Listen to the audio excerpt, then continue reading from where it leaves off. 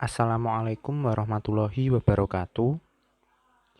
Kami dari kelompok 5 yang beranggotakan 1. Adelia Ayuning Tias Widianto, 2. Alfian Rizky Kemal Akbar, 3. Faizal Albafian Kusuma akan mempresentasikan materi perkuliahan Pancasila pertemuan ke-6 dengan judul Dinamika dan Tantangan Pancasila sebagai Ideologi Negara.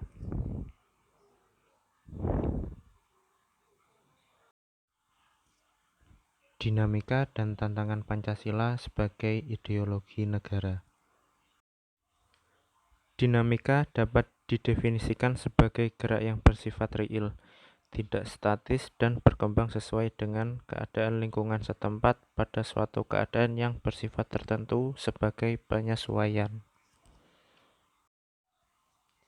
Dinamika Pancasila merupakan gerak penerapan sila-sila Pancasila dan pelaksanaan nilai-nilai Pancasila.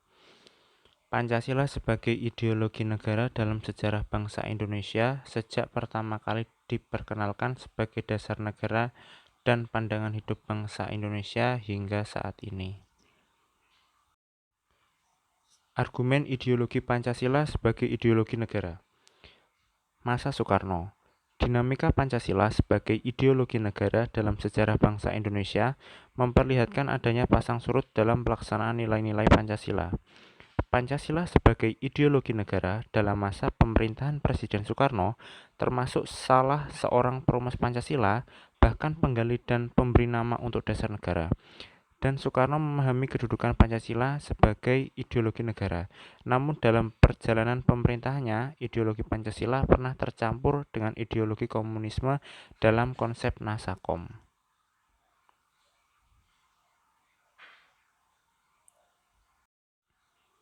Masa Soeharto. Pancasila sebagai ideologi dalam masa pemerintahan Presiden Soeharto diletakkan pada kedudukan yang sangat kuat melalui ketetapan MPR nomor 2 tahun 1978 tentang pemasyarakatan P4. Pada masa Soeharto ini pula, ideologi Pancasila menjadi asas tunggal bagi semua organisasi politik dan organisasi masyarakat. Masa Reformasi. Pada masa era reformasi, Pancasila sebagai ideologi negara mengalami pasang surut dengan ditandai beberapa hal, seperti enggannya para penyelenggara negara mewacanakan tentang Pancasila, bahkan berujung pada hilangnya Pancasila dari kurikulum nasional, meskipun pada akhirnya timbul kesadaran penyelenggara negara tentang pentingnya pendidikan Pancasila di perguruan tinggi. Unsur-unsur yang mempengaruhi tantangan Pancasila sebagai ideologi negara. Faktor eksternal. Yang pertama, pertarungan ideologis antara negara-negara superpower antara Amerika Serikat dan Uni Soviet antara tahun 1945 sampai 1990 yang berakhir dengan bubarnya negara Soviet sehingga Amerika menjadi satu-satunya negara superpower. Yang kedua, menguatnya isu kebudayaan global yang ditandai dengan masuknya berbagai ideologi asing dalam kehidupan berbangsa dan bernegara karena keterbukaan informasi.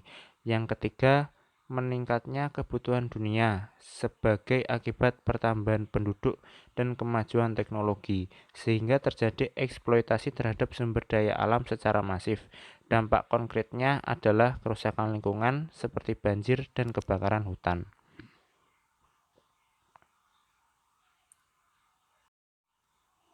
Faktor internal. Yang pertama, pergantian rezim yang berkuasa melahirkan kebijakan politik yang berorientasi pada kepentingan kelompok atau partai, sehingga ideologi Pancasila sering terabaikan. Yang kedua, penyalahgunaan kekuasaan mengakibatkan rendahnya kepercayaan masyarakat terhadap rezim yang berkuasa, sehingga kepercayaan terhadap ideologi menurun drastis. Ketidakpercayaan terhadap partai politik juga berdampak terhadap ideologi negara. Jati diri bangsa Indonesia. Pada suatu masa prapasca kemerdekaan, bangsa Indonesia dihadapkan dengan kondisi dikotomi dua blok, yaitu blok barat dan blok timur. Sehingga untuk mempertahankan jati dirinya, bangsa Indonesia harus memiliki sikap persatuan dan kesatuan. Oleh karena itu, Indonesia berdiri sebagai negara gerakan non-blok. Pada tanggal 1 Juni 1945, Insinyur Soekarno mengusulkan Pancasila sebagai dasar negara pada sidang BPUPKI yang pertama. Pancasila harus lahir dari dan berakar dari jiwa bangsa Indonesia, bukan diambil dari paham di luar bangsa Indonesia, seperti komunisme yang dicetuskan oleh Karl Marx.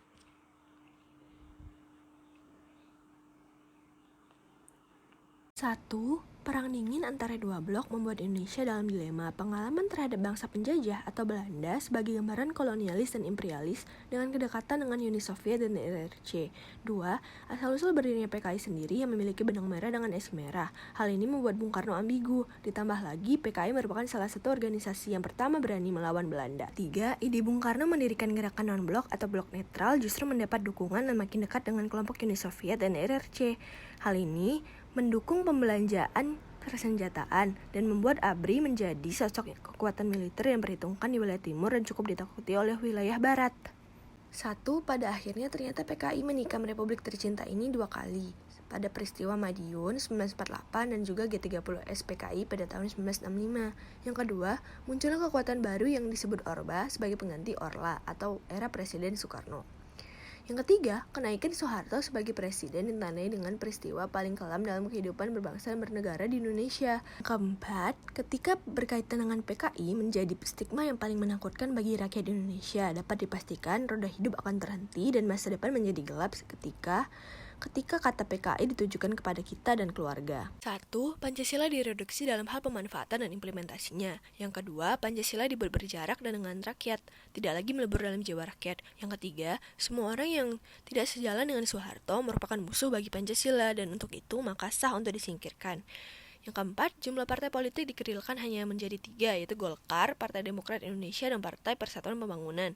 Yang kelima, kestabilan negara berada dalam kontrol sepenuhnya Soeharto, termasuk kontrol politik, pengurusan partai-partai, tatanan kehidupan berbangsa dan bernegara, serta tatanan ekonomi serta sosial kemasyarakatan. Organisasi pemerintah yang semakin memuncak menyebabkan banyaknya gerakan moral para mahasiswa. Salah satunya yang paling luar biasa adalah tahun 1998 yang pada akhirnya mampu menjatuhkan pemerintahan Soeharto setelah berkuasa selama 32 tahun. Hakikatnya, makna Pancasila mengacu pada 3 dimensi yang dimiliki Pancasila, yaitu ada dimensi realitas, dimensi idealitas, dan dimensi fleksibilitas. Beberapa peran konkret Pancasila sebagai ideologi negara mencakup ideologi negara sebagai penuntun warga negara. Contohnya, kasus narkoba yang merebak di kalangan generasi muda menunjukkan bahwa preskripsi moral ideologis belum disadari kehadirannya. Oleh karena itu, diperlukan norma-norma penuntun yang lebih jelas, baik dalam bentuk persuasif, imbauan maupun penjabaran nilai-nilai Pancasila ke dalam produk hukum yang memberikan rambu yang jelas dan hukuman yang setimpal bagi melanggarnya. Yang kedua, ideologi negara sebagai penolakan terhadap nilai-nilai yang tidak sesuai dengan sila-sila Pancasila. Contohnya, kasus terorisme yang terjadi dalam bentuk pemaksaan kehendak melalui kekerasan. Yang selanjutnya adalah agama, moral, dan etika sebagai tuntunan dalam bertugas. Agama yaitu adalah merupakan suatu sistem keyakinan yang dianut dan dijalankan dalam tindakan yang diwujudkan oleh suatu kelompok atau masyarakat dalam menginterpretasi serta memberi tanggapan terhadap apa yang dirasakan dan diyakini sebagai sesuatu yang gaib dan suci. Agama juga dapat dikatakan sebagai suatu bentuk penghambaan manusia kepada Tuhannya.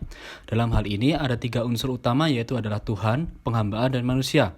Maka dengan demikian banyak pula yang berpendapat bahwa suatu paham atau ajaran yang berkaitan dengan 3 unsur tersebut dapat dinyatakan sebagai agama.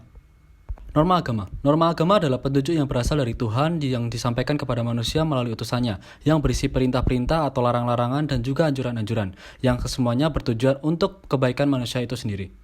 Contoh dari norma agama itu sendiri yaitu adalah yang pertama rajin beribadah sesuai agama dan keyakinan dan berdoa sebelum melakukan aktivitas.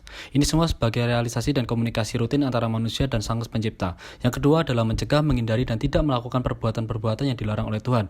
Yang ketiga adalah melaksanakan semua perintah Tuhan sesuai dengan ajaran dan agama masing-masing. Dan yang terakhir adalah meyakini dan atau mengimani keberadaan Tuhan yang Maha Esa sesuai dengan agama dan kepercayaannya masing-masing.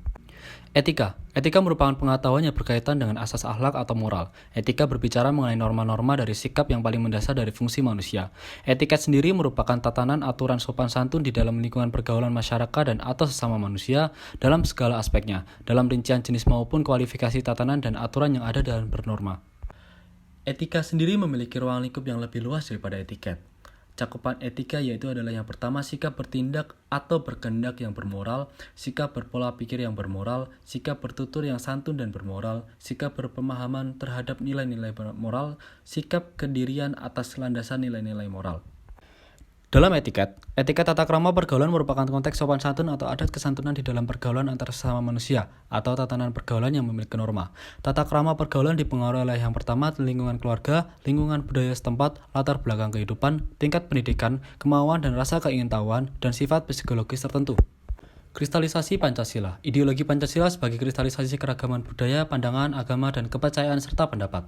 Kristalisasi Pancasila merupakan dasar atau inti pokok yang tertuang dalam badan Pancasila di mana inti ini diperoleh seiring berjalannya sejarah bangsa Indonesia secara perlahan dan menjadi satu kesatuan.